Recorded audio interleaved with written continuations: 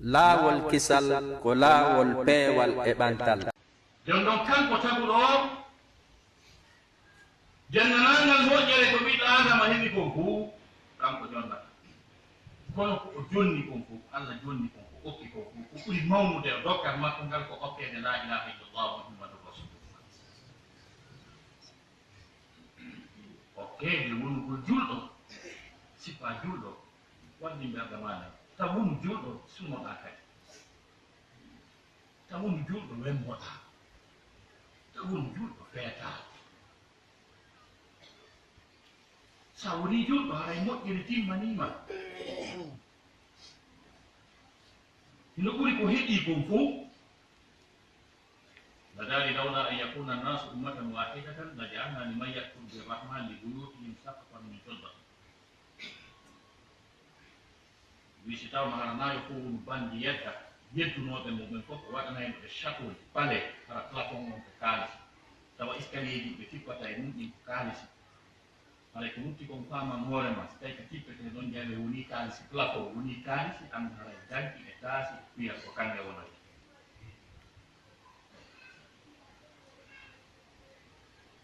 o wi dennanangal non ɗen jawle fof ko heɓi ko adna kon fof Allah daali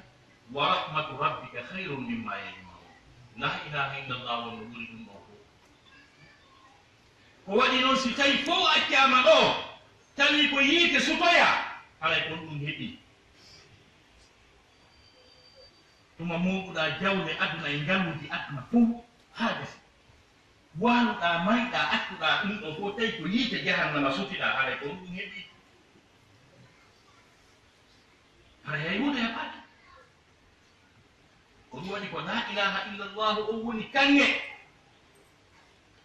e yettimo kanko Allah subhanahu wa taala ko okki en ɗum kon e kanko Allah subhanahu wa taala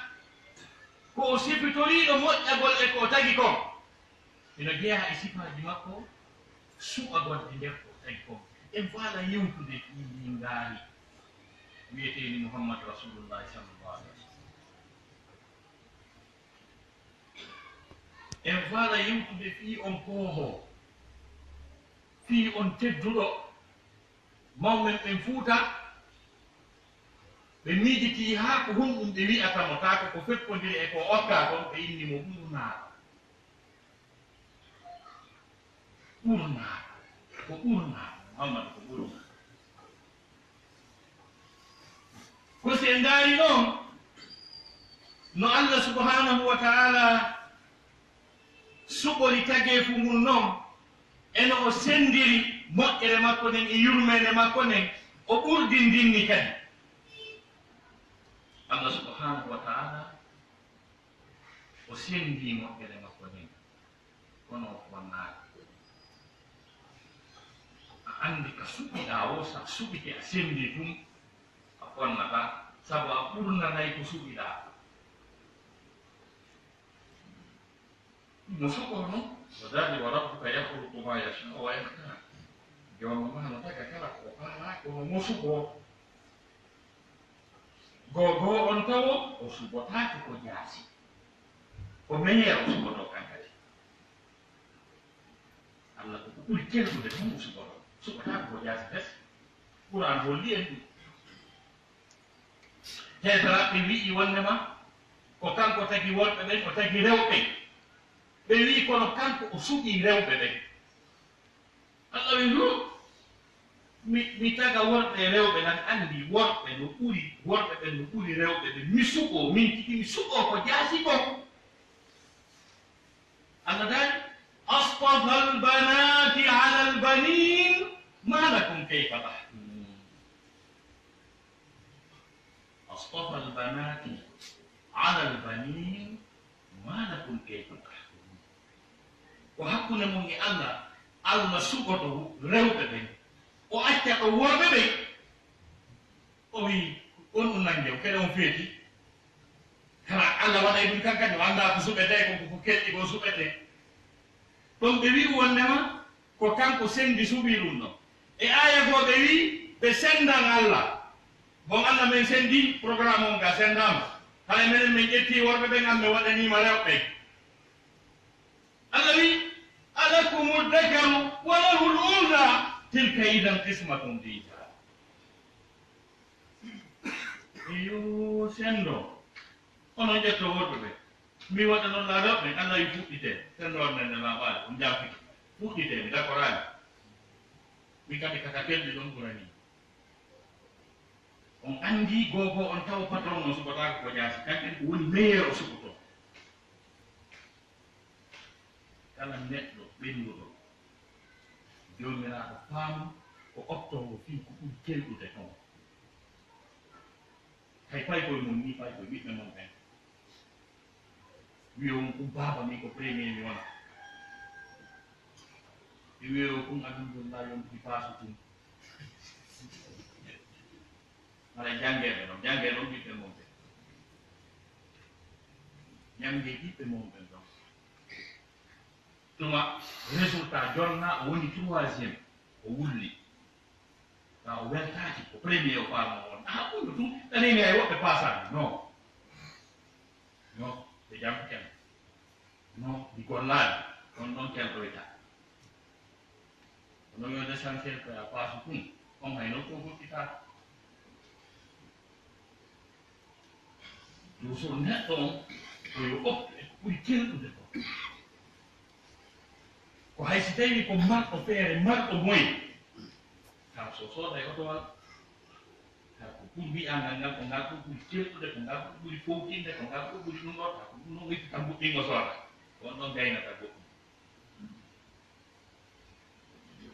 par ce que taguɗo on mo suɓoto kono koko woni meilleur on mo suɓoto o holli en ɗum e Qur'an jooni noon e nder ko suɓi kon fof tageefu makko ngungu fof makko ko suɓi kon o dambindir ɗum e konngol alqur'ana konngol arab no wiye alfadlu ɓural konnguɗi alqur'ana ɗi yewtoji fii ɓural e teddungal e ɓantal e kolgal no ɗuuɗi kañum e neema no jeeya e mum ni'ma no jeeya e mum mannu no jeeya e mum alaw no jeeya e mum rahma no jeeya e mum fadl kono konngol wiyetengol fadlu ngol ɓuri moftude moƴƴiriji Allah ɗin fof ɗum waɗi so gollitiri ngol konngol ka sendugol moƴƴere makko nden ka ɓurdindingol e dow ko tagi laawol kisal ko laawol ko tagi kon fof alaa ko ngadi mo koli fof o addi konngol fadlu moftugol ko tagi kon fof ta kon kala heɓii yurmeede makko ɗi aɗa dari walakinna allaha du fadlin ala lalamin walakinna allaha ko woni ɗum Allah subhanahu wa taala du fadlin ko joomiraaɗo ɓural ko joomiraaɗo moƴƴagol ala alalamina e dow tageefuuji fof makko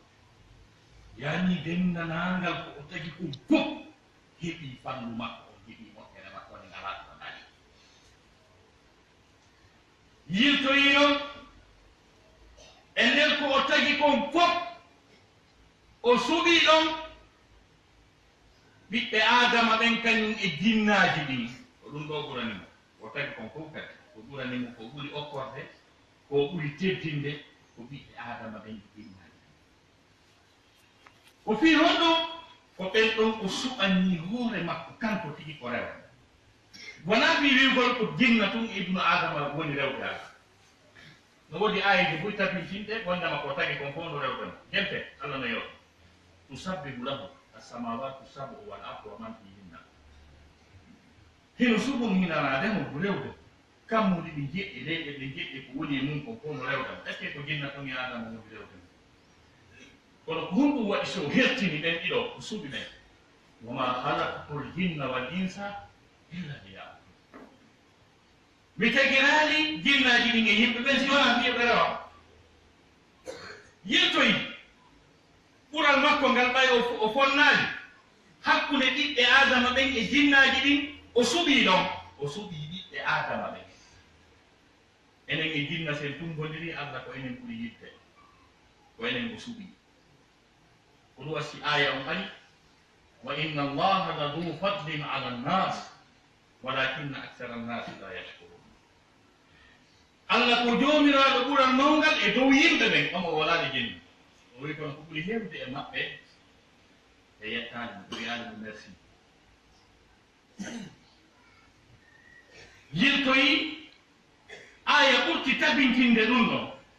walaqad karramna bani adam wa hamalnahum fi lbarri walbahr wa razaqnahum min altayibat wa faddalnahum ala kathirin mimman halakna tafdila. Zali min gonɗini min teddini ɓiɓɓe adama ɓen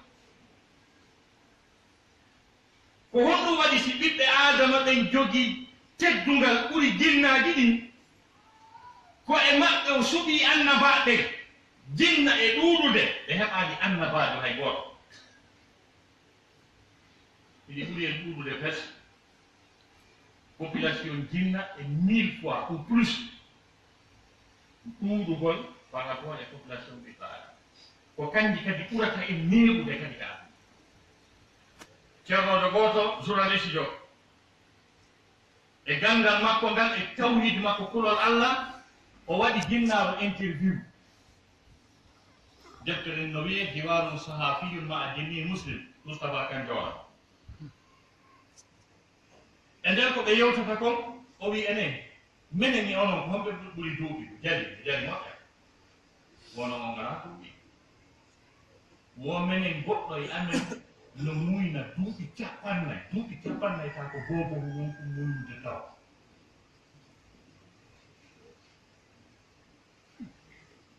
duuɓi 50 ta ko penumu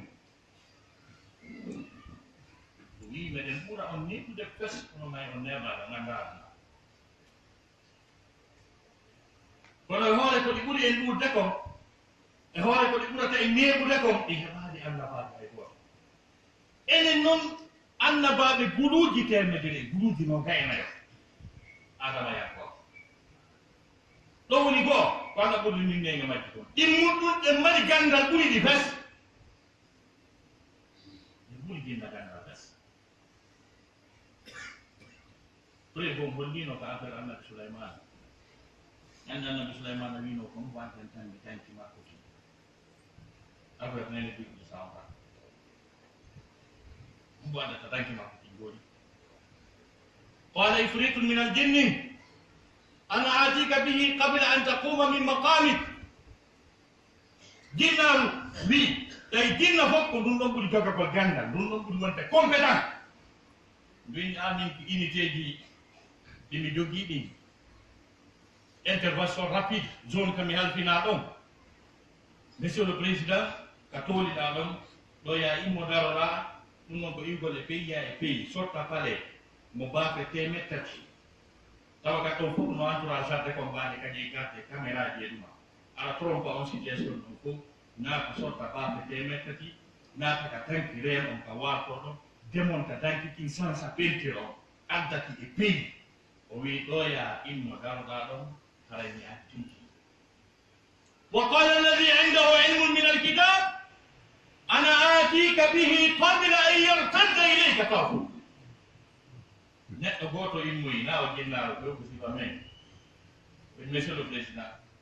ɗo ya hinjora e keri ɗam noon hinjugol négociataki wiyetake annamanadiyalde sendere sannakoɗo yimɓe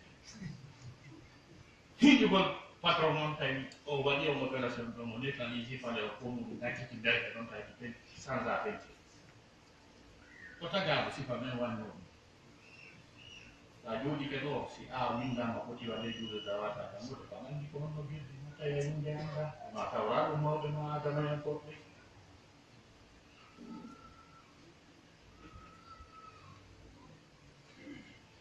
joni noon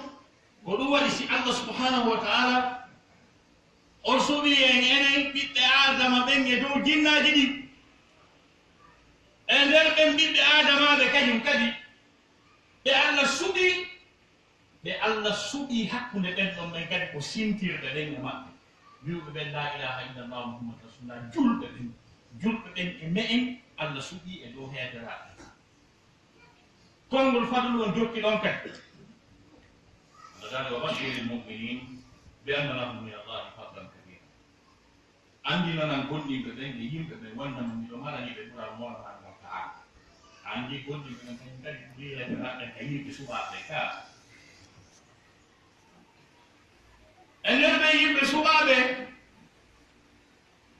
Allah suɓi ɗon kadi e nder ɓen ɗo guluuji temedere e guluuji nogay e nayo ɓen ɗon kadi no ɓuri luttuɓe fof vale ko ɓe woni annabaɓen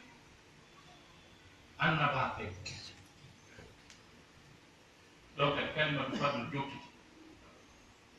laqad faddalna ba'da an-nabiyyina ala ba'd wa atayna Dawuda zabura goɗɗi men ɓurdindinni yoɓe annabaɓe ɗo yo e nder ɓen guluuji temedere e guluuji nogay e nayo o suɓi hakkude ɓen ɗon kadi ɓe temeɗɗe tato e sappo e tati ɓen ɗo won nelaɓe on andi suɓal ngal toujours ko telen masengo ka la ilaha illallah koye nder ɗo wona sélectionné nde ɗon sikku ko kala ko wi la ilaha illallah woni gore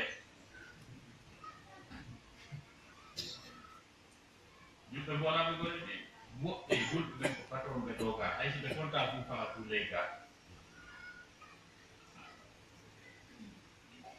temedde tato e sappo e tato ko ɓe woni nelaɓen ɓe woni mursalinayi ɗon kadi ɗaɓɓiten kalimatu fadl ko jokkodiri e maɓɓe Allah gari tilka rusulu faddalna ba'dahum ala ba'd minhum man kallama Allah wa rafa'a ba'dahum darajat e nder ɓen nelaɓe temedde tato e sappo e tato o suɓi e maɓɓe njowo ɓeɗo ɓuri teddude e ɓiɓɓe adama e ko Allah tagi kon fof ɓe njowo ɓe seng Nuhu alayhi salam Ibrahima alayhi salam Musa alayhi salam Isa alayhi salam Muhammad Rasulullah sallallahu alayhi wa sallam ɓeɗo woni jama nendi kanne ɓiɓɓe adama ɓe ɓeɗo woni généraux ji ɗin tigi Allah dani wa in akhadha Allahu mithaqa an-nabiyyina wa minka wa min Nuh wa Ibrahim wa Musa wa Isa ibn Maryam wa akhadna minhum mithaqan ghalidha o wi janti tubande mi ƴettoduno ahadi annabaɓe mi ƴettodu e maɗa ko sappi ɓen ɗon kon golli ko ɓen ɗon ɓuri o yimi an kañum e Nuh e Musa e Isa ɓiɗɗo Maryam on kañum e Ibrahim e nder ɓeɗon jowo e nder ɓeɗo njowo ɓe Allah suɓoyi noon patron maɓɓe on ko wiyete Muhammad Rasulullah sallallahu alaihi wa sallam Allah daari osbir muño ande o itti patron on kama sabara ulul azm wono muñori ɓe nayoɓe ɗa ɓen noon kadi ko honto ƴewga ko mina rusul kaka temedde tato e sappo e tato ɓe ƴewga on andi titre nelaɗo sallallahu alaihi wa sallam joni noon ko ɗum waɗi so takkani mum ɓure tabbitude Allah daari inna fadlahu kana alayka kabira ɓural Allah ngal komi jogii kon e teddungal komi jogii kon e jaamu komi jogii kon e cella komi jogii kon e martaba e yiɗede an ko mi waɗanma ko no ɗuli Muhammad inna fadlahu kana alayka kabira e aya goo wa kana fadlullahi alayka azima ɓural Allah ngol laati e dow maɗa heno mawni laawol kisal ko laawol peewal e ɓantal